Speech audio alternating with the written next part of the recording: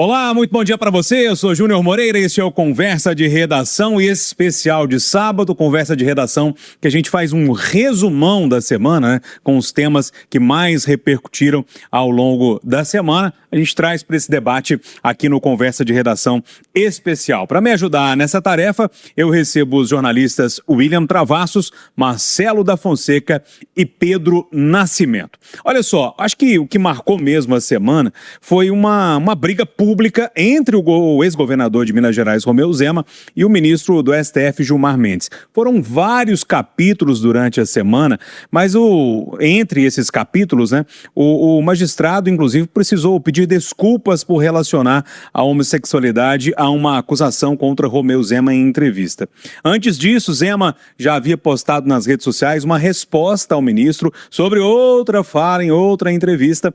A reação ocorreu após o magistrado afirmar que Zema fala um dialeto próximo do português. Então, Zema rebateu a crítica e disse que seu modo de falar difere do que chamou português esnobe dos intocáveis de Brasília. Mas a confusão teve início mesmo após Zema postar nas redes sociais um vídeo que coloca ministros do Supremo ali em negociatas. Gilmar Mendes, então, reagiu a esse vídeo e pediu ao colega Alexandre de Moraes a inclusão de Zema no inquérito das fake news. Alguns capítulos, alguns episódios dessa série ou dessa novela entre Romeu Zema e Gilmar Mendes, mas uma novela, o Pedro Nascimento, que repercutiu não só aqui em Minas Gerais, né? Foi repercussão nacional, inclusive com muita gente de Brasília comentando isso tudo. Bom dia, bom sábado para você. Exato, bom dia para você, bom dia também para todos os debatedores do Conversa de Redação e para quem está acompanhando a gente aqui nesse sabadão, né, ô Júnior?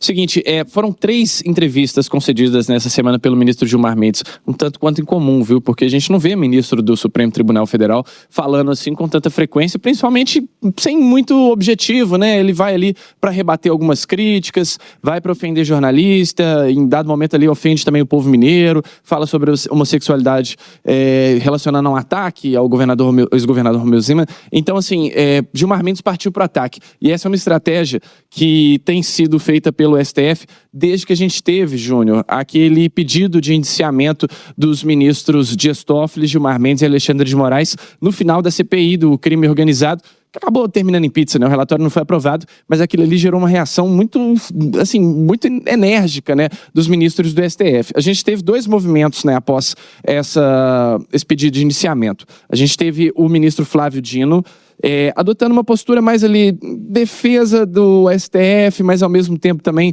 fazendo ali uma meia-culpa, mas sem falar também o que o STF fez, falando que tem que propor ali um código de ética, algumas mudanças. E do outro lado você teve o ministro Gilmar Mendes partindo de fato para o ataque, criticando diretamente todos os críticos da corte, né, e inclusive o presidenciável, né, Romeu Zema, que ganha bastante com esses ataques, porque a gente sabe, né, é uma pauta da direita, uma pauta da extrema-direita, essa questão de impeachment de ministros do STF. Então, Romeu Zema está surfando nessa onda, cada ataque, cada fala do ministro Gilmar Mendes, Zema ganha e acaba provando, né, seu argumento de que, de fato, o STF é uma corte ali muito distante da população, mas agora fico muito em dúvida para saber se esse é o caminho que vai ser seguido pelo STF daqui para frente, se o ministro Gilmar Mendes vai continuar adotando essa postura, visto que essa foi uma semana em que claramente ele perdeu, né? Todas as manchetes foram críticas ao ministro Gilmar Mendes, e isso é esquisito, né? Porque quando você está ali concedendo uma entrevista, você sempre tenta tirar um lead interessante, alguma coisa, né, que seja útil para a população, mas o que teve de saldo mesmo para o ministro Gilmar Mendes foi crítica e foi um posicionamento totalmente equivocado com relação a essas críticas aí sobre o Supremo, que são justas. Entre as falas, Marcelo, do ministro, o Pedro está falando aí que não sabe como é que vai ser, o ministro Gilmar Mendes disse, olha, eu vou continuar defendendo a corte, né? Uma das falas dele. Bom dia para você. Bom dia, Júnior. Bom dia, amigos do Conversa. Bom sábado a todos os ouvintes. A gente está vendo uma escalada muito grave e muito preocupante de alguns membros do Supremo Tribunal Federal em uma posição que é muito incomum até, né? Eu acho que eu não lembro na história recente de falas tão agressivas, né, de ministros como está acontecendo agora. O Gilmar Mendes é o decano do Supremo, ou seja, ele é o mais antigo, né, na corte atual. Ele está no Supremo desde o governo Fernando Henrique.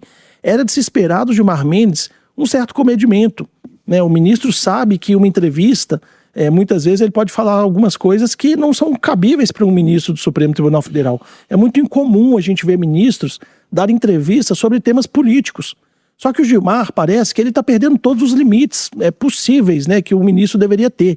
Ele virou meio que um representante de um grupo dentro do Supremo, e aí nesse grupo eu colocaria o Dias Toffoli, né, o Alexandre Moraes, que foram muito alvo de denúncias no caso Master, mas também talvez do Flávio Dino, né, que sofre alguns questionamentos, e também do ministro Nunes Marques. Talvez o Gilmar Mendes tenha se sentido, como decano, como mais antigo, o nome para responder esses ataques. Só que ele faz isso de forma muito negativa, né? Ele faz isso cometendo crimes. É bom a gente ressaltar aqui. Quando ele faz atos xenofóbicos e homofóbicos, como ele fez nessa semana, ele está cometendo crimes. A declaração dele, né, ironizando, né, tentando humilhar o ex-governador Romeu Zema pela forma de falar, ela atinge a todos nós mineiros. Né, ela atinge milhões de pessoas no Brasil, né, em vários outros estados também, que falam com algum tipo de sotaque. É uma fala muito lamentável do ministro, né? Infelizmente a gente vê uma fala desse tipo. Agora, ela vem numa sequência de ataques do Gilmar que vai só escalando. Na semana passada, no sábado passado, a gente estava falando aqui nesse Conversa de Redação dos ataques que ele fez ao senador Alessandro Vieira, dizendo praticamente que o Alessandro Vieira não conseguiria se reeleger, né? Pedindo para que ele seja literalmente perseguido pela justiça, né? Uma ameaça escancarada. A fala dele, eu achei até muito triste, uma parte da fala dele, que ele fala, cuidado, lá do Mato Grosso, eles têm um ditado, né? Cuidado ao me convidar para dança, porque eu posso aceitar. Que dança é essa que ele está falando? Né? É uma briga de espaço político. Isso não cabe no Supremo. É uma pena que a gente está vendo o Supremo se politizar tanto. E aí eu volto a falar, né? Perdoo até os ouvintes pela repetição. Se o ministro Gilmar Mendes quer entrar nesse tipo de debate, seja nas redes sociais ou entrevistas, deixe sua cadeira no Supremo. Ele já está ali há bastante tempo. Se candidate a cargo de governador no Mato Grosso, presidente da República, senador, e aí sim ele vai ter o espaço dele para fazer esse tipo de debate. Fora isso, usando a cadeira do Supremo para fazer esse ataque, isso é pura covardia de um ministro do Supremo Tribunal Federal. William, a gente não pode tirar dessa equação a campanha eleitoral, que, enfim, eles falam que é pré-campanha, mas a campanha já começou há muito tempo, né? Não sei, eu fico olhando assim, parece que o Zema jogou ali o anzol, o ministro mordeu a isca, e ele tá se dando muito bem do ponto de vista eleitoral com essa briga toda. Bom dia para você, bom sábado. Bom dia, Júnior Moreira, bom sábado para você também, para a bancada, para os ouvintes da Itatiaia. O Cleitinho, acho que foi ontem, numa postagem que falou assim, olha, o Gilmar Mendes, o Zema conseguiu alugar um triplex na cabeça do Gilmar Mendes, né?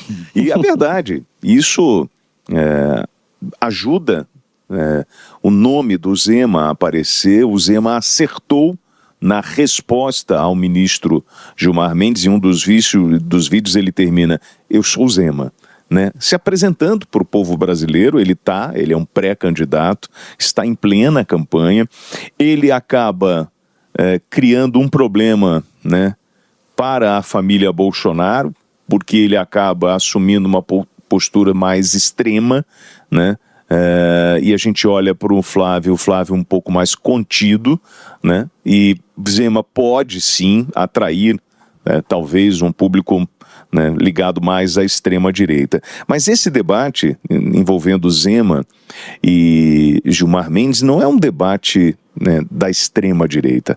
Na verdade, a extrema-direita, o que chamam de extrema-direita, vem alertando sobre os abusos da Suprema Corte ou de alguns ministros, em função das decisões monocráticas, em função de perseguições, como, por exemplo, né, o grande questionamento, que não é só da extrema-direita, em relação ao inquérito das fake news, o inquérito do fim do mundo, que eles abriram em 2019, e o próprio ministro Gilmar Mendes já disse que isso não tem tempo para acabar e vai durar o tempo que tiver que durar.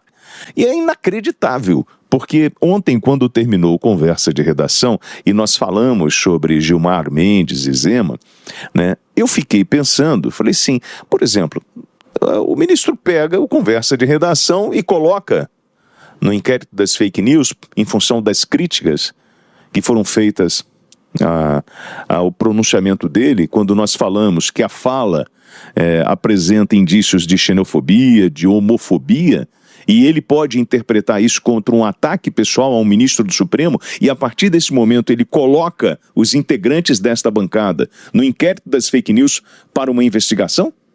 Isso é possível.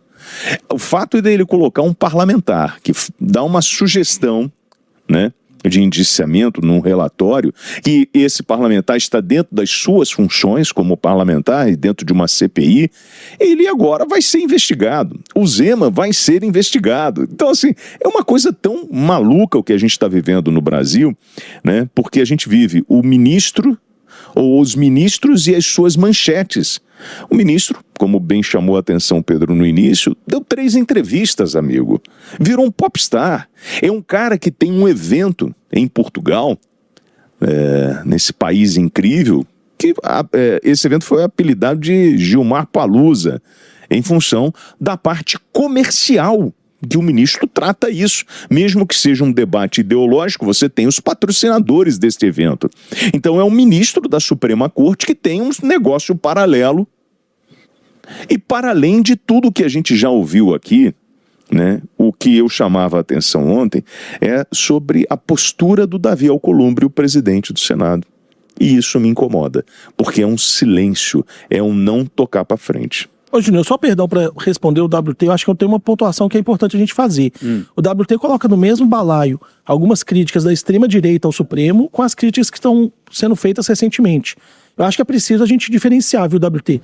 A gente tem um grupo no Brasil, um grupo político no Brasil, muitas pessoas que defenderam abertamente o fechamento do Supremo Tribunal Federal.